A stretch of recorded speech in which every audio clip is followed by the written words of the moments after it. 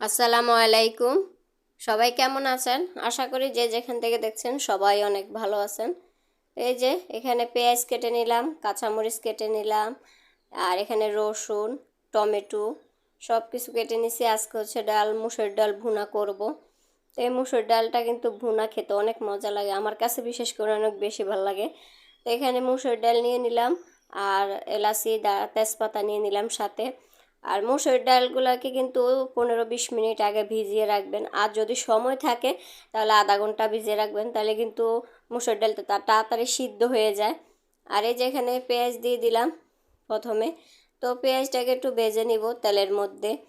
তো আমার অনেক দিন ধরে খেতে ইচ্ছা করতেছে, আর মুসুর ডাল ভুনাটা না সবাই পছন্দ করে না বাসার, আমি একটু বেশি পছন্দ করি। তো অনেক দিন পরে রান্না করতেছি।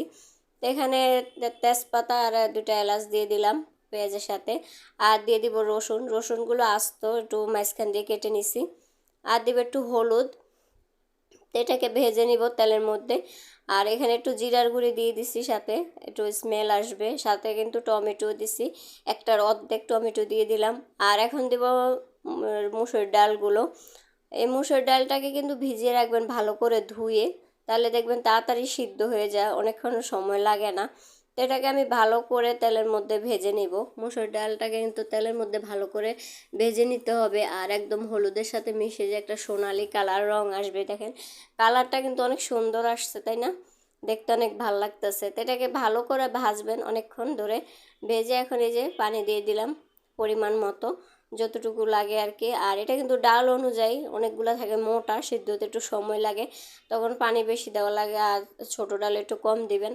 তো এখানে যে পানি দিয়ে আমি অপেক্ষা করব, এই যে বলক আসছে, এখন দিব কিছু কাঁচামরিচ দিব এখানে। তো কিছুটা কাঁচামরিচ দিয়ে দিলাম একটু, আরও বেশি দিলে বেশি জাল হবে। তো আমার এইসব বুড়ি তো খাবে না আমার মেয়ে, ও তো জাল খেতে পারে না, তাই বেশি করে আর দেই নেই, অল্প হয়ে দিয়ে দিলাম। তো এটাকে একটু ভালো করে নেড়ে দিতেছি।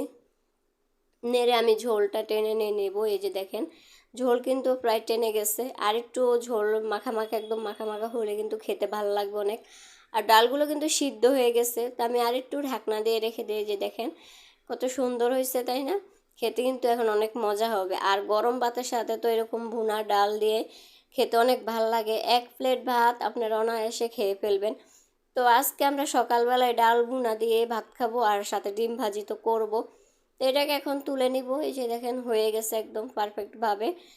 তো এখানে আবার ডিম ভাজি করতেছি। এই যে ভাত যেহেতু খাবো সকালবেলায়, আজকে ভাত রান্না করছি আর ডিম ভাজি করতেছি। আর ভাবলাম যে একটু ডাল ভুনা করে না, তাহলে খেতে অনেক ভালো লাগবে, আর দুপুরেও খেতে পারবো, বেশি করে করে নিলাম।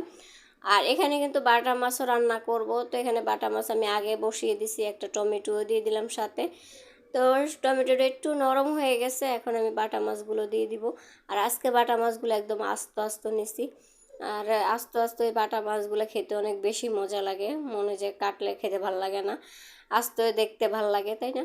আর কড়াইতে একদম দেখেন পুড়ে গেছে, আর বাটা মাছগুলো অনেক বড় বড় ছিল। আর এটা কিন্তু আমি দুপুরের জন্য রান্না করতেছি, একবারে ভাবলাম যে আজকে সকাল সকাল রান্না করে ফেলি, যেহেতু এত গরম বারবার রান্না করা আসতেও ভালো লাগে না। এখন কিন্তু অনেক গরম, যত চুলার কাছে কম যাইতে ইচ্ছা করে আর কি, চুলার দ্বারা একদম যাইতে ইচ্ছা করে না। তো গরমে সবার কি অবস্থা কমেন্ট করে জানাবেন। আর এখানে বাটা মাছগুলো আমি একটু উলট পালট করে দিতেছি, 1 পিঠ তো পরে হয়ে যাবে, আরেক পিঠ সাদা থেকে যাবে।